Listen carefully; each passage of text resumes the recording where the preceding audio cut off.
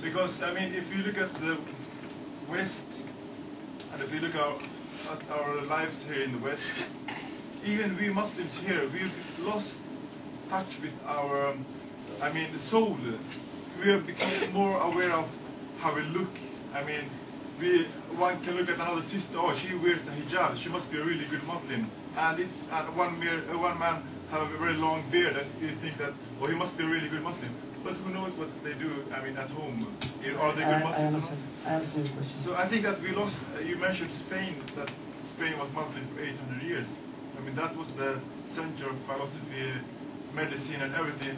And they were still, they had touch with their faith. I got your question. The brother has given very important questions, is given importance for the Muslims as well for the non-Muslims, that maybe it is some fault of the Muslims that we failed to criticize ourselves that what is our standard based on Islam. And there are problems in the Muslims community, and maybe it is because of the Muslims ruler, or how to solve this problem in Muslim majority countries, because we came here because of certain problem in our country. There may be two ways of thinking. The problems, if we see through in history, very few nominal Muslim country was independent just before few decades earlier. Indonesia was under the Dutch, Malaysia under the British, India was under colonization, and each and every nominal Muslim country, it was under subjugation. I was asking my professor in Chalmers that if any country or the Britisher had colonized Sweden for 400 or 300 years, what would be your situation in Sweden if the British colonized? You know how they colonized. Our forefathers, those who were fighting for freedom, they were captured by the Westerners as prisoners of war, and they were shipped to the Cape for Good Hope, and they were shipped to the Cape for Good Hope for the white man, and they were sold, our forefathers, to the white man as a slave.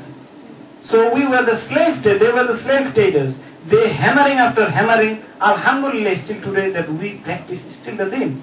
Indonesia, largest Muslim majority country. Malaysia, India, Pakistan, Bangladesh, millions of Muslims. But we were under subjugation. And we can't deny these things. I was asking the professor, if the British have ruled you and gives you poverty and gives you corruption, how can you come in this stage of research? He said it's impossible, because we were out of war more than 400 years. And that is we must have to tell the others. What they project the pictures, you see, alcoholism. I read the report of United Nations, European Union report. You go to these reports, it's a problem of every country. Rape. You know, Sweden is very popular in football. They disqualify for the World Cup. But they are supposed to be champion in European Football League. They have the ability. But you know, what are they champion for? I read the article in the local. Sweden is champion in rape league. 30,000 of the brothers and the sisters and the daughters here, they are being raped. And according to Amnesty International, they say in the report that Sweden is in the world top list, 3rd position in women's rights. How is it happen that you have 30,000 rapes in your country? And we have the problem each and everywhere in the country. But the Muslims leader, I will finish the question and then I will come, inshallah. The Muslim leaders, somehow, now you see what is going on in Iraq. They are projecting why they went there. They are killing the report, if you go to BBC, CNN.com, see how what consequence they have done, what damages and destruction they have done. They have forced us to come to that states. We don't agree that Saddam Hussein was an example of a good Muslim. He is a bad example of a Muslim. But no nation has a right to go and occupy other territory and killing thousands and millions of people. And that destruction enforces you and me to come and live from the country. And this is their agenda. Under 9/11, after 9/11, they attack Afghanistan. And they are showing these people are, Taliban are supposed to be the most terrorist people. But go back to 20 years before, 30 years before, when the United States, they give arms to Taliban to fight against the Russian. They train the people. Media is in their hand. That's why I was telling. Media, they somehow try to brainwash the people that, look, this is the things is going on. But this is a false, this is conspiracy. There are various conspiracies. This is the propaganda by the American, because they want to dominate the oil-rich countries in the world. They want problems in some part of the world. The problem was started in 1947 when Palestine, Hitler incinerated 6 million Jews. From Europe, he was kicked out the Jews. And then our Palestinian brother, they said, Ahlan wa sahlan. And the Jews, now, when they got armed by the American, they got superpower, and they are demanding that that land belongs to them. And the injustice is there. Last December, 25th of December, 26th, they start attacking, and we know phosphorus bomb was used. Where is the human rights organization? More than 3,000 innocent Palestinians that died last year. Nobody is shouting. 3,000. And the massacre done in Iraq, the massacre is going on in Afghanistan. This is horrible. First day in embargo, they killed 500,000 children in Iraq. 500,000 children. What does these innocent children has got to do with terrorism? So this is injustice they are going. We Muslims somehow, those majority, they want power, the politicians. I told you, this is the gimmick of the politicians. Some corrupted Muslims, by name, they are not Muslims. As you rightly say, some have keeping beard, some wearing hijab or niqab, sisters. By practice or appearance, we will not become a Muslim. The definition of the Muslim is clear in the Quran. Allah says, وَقَالَ إِنَّنَا مِنَ الْمُسْلِمِينَ. You tell yourself Muslim when you aslama, when you submit your will to the will of Allah. When you are patient, when you are just, when you follow each and every guidance of the Quran, then we are entitled to call ourselves as a Muslim. My father, my relatives or my community, they may not be a practicing Muslim. So we must not try to, I give you that tradition, culture, people and religion is two different things. Religion is very pure. Religion, we have to go back to the Quran and the Hadith. And I was telling, and still I tell to the people, show me one single sentence from the Quran or teachings of the Prophet Muhammad which goes against humanity as a whole.